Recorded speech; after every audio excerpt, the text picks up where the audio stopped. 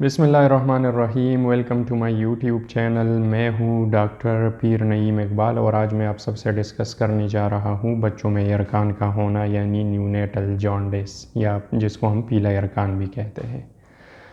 پیلا یرکان جو بچے اپنے وقت پہ پیدا ہو جاتے ہیں، یعنی 9 مہینوں پہ پیدا ہو جاتے ہیں، 60% بچوں میں پیلا یرکان موجود ہوتا ہے، اور جو وقت سے پہلے پیدا ہو جاتے ہیں 80% بچوں میں پیلا یرکان موجود ہوتا ہے۔ یرکان کب نارمل ہے، کب نارمل نہیں ہے، کب بچے کو نقصان دے سکتا ہے، یہ تمام پوائنٹس ہم اسی ویڈیو میں شیئر کریں گے، اور آپ سب کے لیے سمجھنا بہت ضروری ہے، کیونکہ یرکان کا ایک خاص لیمٹ ہے، ایک خاص مقدار ہے۔ اگر اس مقدار سے یرکان بڑھ جاتا ہے تو وہ بچے کے دماغ پہ اثر انداز ہو سکتا ہے، اور اس کی اثر کی وجہ سے دماغ کو نقصان پہنچ جاتا ہے، اور بچوں میں جٹکوں کی بیماری، بعد کی زندگی میں بچے کا معذور ہونا، یہ ساری اس کے ساتھ شامل ہے۔ اس لیے بہت ضروری ہے سمجھنا اور ٹائملی اس کو ٹریٹ کرنا۔ اب 4 پوائنٹس میں ایسے بتانے جا رہا ہوں، یہ 4 پوائنٹس اگر پازیٹیو ہے تو آپ لوگوں کو ڈاکٹر کو دکھانے میں دیر نہیں کرنی چاہیے۔ پہلی بات یہ ہے کہ اگر یرکان جو ہے وہ پیدائش کے بعد پہلی 24 گھنٹوں میں آپ لوگوں کو نظر آ جائے، آنکھوں میں نظر آ جائے، چہرے پہ نظر آ جائے، تو ضرور ڈاکٹر کو چیک اپ کروا دیجئے، اور بچے کی جو کنڈیشن ہے اس سے اپنے ڈاکٹر کو آگاہ کیجئے گا۔ پہلی 24 گھنٹے میں کبھی بھی نارمل بچوں میں یرکان نہیں ہوتا۔ دوسری بات یہ ہے، اگر آپ کے جو بچے ہیں، پریویس بچے، یعنی ان میں کوئی ایسی بیماری ہو جن کو داخل کرنے کی ضرورت پڑی ہو، اور ہاسپٹل میں ان کو شعاعیں لگی ہو، یعنی فوٹو تھراپی، اور یا لائٹس میں بچے کو رکھا گیا ہو، تو پہلے بچوں میں اگر یہ ہسٹری ہے تو جو بھی نیو بارن بیبیز ہیں ان کو ضرور ڈاکٹرز کو چیک اپ کروا دیجئے، اور ڈاکٹرز کو انفارم کیجئے گا کہ ہمارے جو پہلے بچے ہیں ان میں بھی یرکان اتنا زیادہ ہوا تھا کہ ہم نے ان کو داخل کیا تھا۔ تیسرا پوائنٹ یہ ہے کہ جو وہ تمام بچے جن کی پیدائش جو ہے وہ 38 ہفتوں سے پہلے ہو جاتی ہے، یعنی جو پریگننسی کی ڈیوریشن ہے وہ 38 ہفتوں سے پہلے ہے، تو ان بچوں میں یرکان کا بڑھنا ہو سکتا ہے، اور اس لیول پہ بڑھنا پاسبل ہے کہ بچے میں جو ہے وہ کوئی اس کے نقصانات پر نمودار ہو جائے۔ چوتھا جو پوائنٹ ہے وہ یہ ہے کہ جو مدرس ہے، یعنی مائیں ہیں، ان کی جو بلڈ گروپ ہے وہ بہت اہم ہے۔ وہ تمام مائیں جن کی بلڈ گروپ نیگیٹیو ہے، اے نیگیٹیو، بی نیگیٹیو، یا A B negative, O negative, negative blood group والی تمام مدرز جو ہے وہ اپنے بچوں میں جب بھی یرکان دیکھ لے وہ اپنے ڈاکٹر سے ضرور ڈسکس کریں۔ وہ بھی مدرز جن کا بلڈ گروپ جو ہے وہ بلڈ گروپ ہے، یعنی وہ بلڈ گروپ والے تمام مدرز جو ہے وہ بھی اپنے بچوں کا جب بھی یرکان شروع ہو جائے وہ ڈاکٹر سے ضرور ڈسکس کریں۔ اگر یرکان جو ہے وہ سٹارٹ ہو جاتا ہے اور اس کی آنکھوں سے شروعات ہو جاتی ہے، اور یرکان آہستہ آہستہ بڑھتا ہے، چہرے پہ آ جاتا ہے، چہرے کے بعد اس کا پیٹ پہ آ جاتا ہے، پھر لیگز میں بھی یعنی پاؤں میں بھی چلا جاتا ہے، اور کلر یلو ہو جاتا ہے، اور یہ رسک فیکٹرز بھی پازیٹیو ہو تو یہ اچھی بات نہیں ہے۔ اور یہ یرکان اگر ایک خاص لیمٹ سے ایبو چلا جائے تو یہ جیسے میں نے بتا دیا، یہ بچے کے دماغ کو شدید نقصان پہنچا سکتا ہے۔ اکثر ہم دیکھتے ہیں ایمرجنسی میں پیرنٹس آ جاتے ہیں، بچوں کو لے کے آ جاتے ہیں، اور بچوں کا یرکان وہ سرٹن لیول کراس کر چکا ہوتا ہے، اور پھر ہم خون بھی چینج کر لیتے ہیں اور بچوں کو شعاعوں میں بھی رکھ لیتے ہیں، لیکن نقصان تب تک ہو چکا ہوتا ہے۔ اس لیے بہت ضروری ہے ڈیلیٹ مت کیجیے گا، اور ٹائملی اپنے ڈاکٹر کے ساتھ اس کو ڈسکس کیجیے گا، اور بچے کو معائنے کے لیے ضرور لے جائے ساتھ۔ اب میں نارمل جو نارملی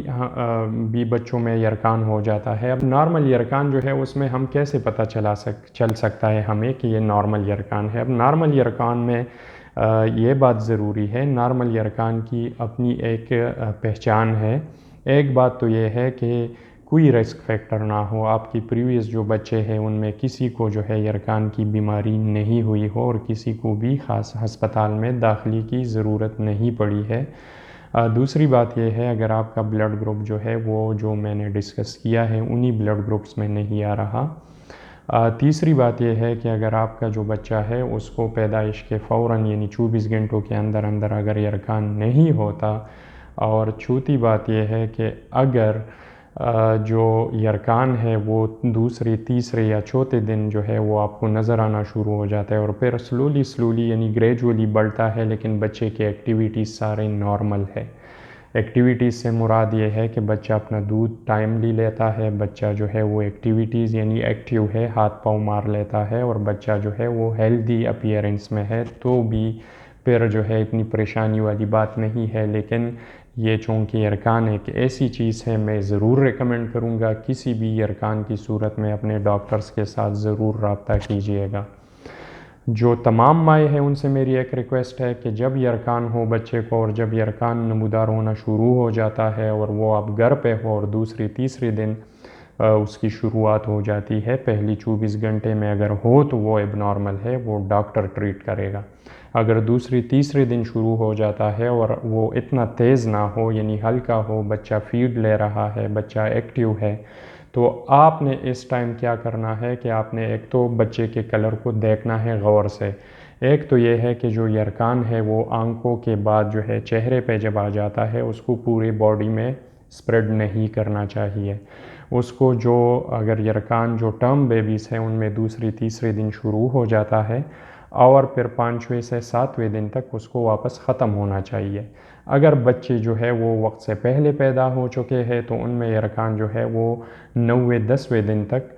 جانے کے امکانات ہوتے ہیں۔ تو اگر یرکان نارمل ہے، بچہ فیڈ پراپر لے رہا ہے اور ایکٹیویٹی بھی نارمل ہے تو نتھنگ ٹو وری اباؤٹ، لیکن یرکان ختم ہونا چاہیے۔ اب تمام مدر سے ایک ریکویسٹ ہے، وہ یہ کہ تمام مدر جو ہے وہ اپنے بچوں کو یرکان کی صورت میں ہر 2 گھنٹے بعد 2 سے 3 گھنٹے میں ضرور اپنی فیڈ کروائے۔ اگر بچہ سو رہا ہے اس کو جگائے، اس کو ایکٹیویٹ کرے، جگائے اور ضرور اپنی فیڈ کروائے۔ جب آپ اپنے بچے کو بار بار یعنی فریکوینٹ فیڈ کرواؤ گے، دودھ پلاؤ گے، تو اس سے کیا ہوگا، یرکان جلدی وجود سے ختم ہوگا اور یرکان جو ہے وہ جلدی ٹھیک ہوگا، یعنی بچے میں پانی کی کمی نہیں آنی چاہیے۔ ایک اور جو غلطی ہم کرتے ہیں اکثر، جو میں دیکھتا ہوں مدر جو ہے وہ یرکان کو کم کرنے کے لیے بچوں کو گلوکوز والی چھوٹی چھوٹی باٹلز ان کی منہ میں پلاتے ہیں، جو بالکل غلط ہے۔ یرکان کی صورت میں بچے کے لیے سب سے بہترین جو خوراک ہے وہ ماں کا دودھ ہے۔ کوئی گلوکوز نہیں پلانا، کوئی پانی نہیں پلانا، بچے کے لیے جو بہترین غذا ہے وہ ماں کا دودھ ہے، اور ماں کا دودھ ہر 2 سے 3 گھنٹے بعد ضرور ماں کو کروانی چاہیے۔ اور اس کے ساتھ جو بچے کے ایکٹیویٹیز ہے اس پہ نظر رکھنا چاہیے کہ بچہ جو ہے وہ ایکٹیو ہو، بچہ ہاتھ پاؤں اچھی طرح مار سکتا ہو، اور وہ فیڈ جو ہے یعنی جو سک ہے یعنی جو دودھ نکالنے کی جو کھینچنے کی طاقت ہے وہ بچے کی برقرار ہو، سٹرونگ ہو۔ اس کے علاوہ اگر بچہ جو ہے وہ ان ایکٹیویٹیز کو چھوڑ دیتا ہے اور فیڈ لینا بھی چھوڑ دیتا ہے اور زیادہ تر ٹائم جو ہے وہ لیزی اور بالکل لیتارجک یعنی بے ہوش سا پڑا رہتا ہے اور یرکان بھی ہو، تو اس ٹائم پہ ڈاکٹر کو دکھانا انتہائی ضروری ہے، کیونکہ پھر آپ نے ہاسپٹل پہنچنا ہے اور ٹائم بہت لیٹ ہوا ہوگا، پھر ڈاکٹر کو خون کی تبدیلی کی ضرورت جو ہے وہ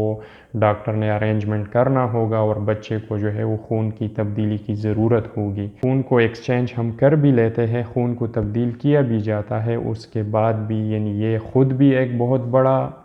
پروسیجر ہے، اس کے ساتھ بھی اپنے مسئلے مسائل جو ہے اس سے ریلیٹ کرتے ہیں۔ دوسری بات یہ ہے کہ اکثر ہم یہ بھی اندازہ نہیں لگا سکتے کہ آیا اس جو ابھی تو ہم نے خون تبدیل کیا، لیکن اس سے پہلے جو یرکان بڑھا تھا اس نے دماغ کو نقصان پہنچایا ہے کہ نہیں۔ اور ضروری بات یہ ہے جو اس ویڈیو کا مقصد ہے کہ ایمرجنسی سے پہلے جو ہے نا، آپ اپنے بچے کے یرکان کو ڈاکٹر سے ضرور ڈسکس کروائیں۔ بہت شکریہ۔ Stay with us for further updates regarding the health of your child. Thank you very much. اللہ حافظ۔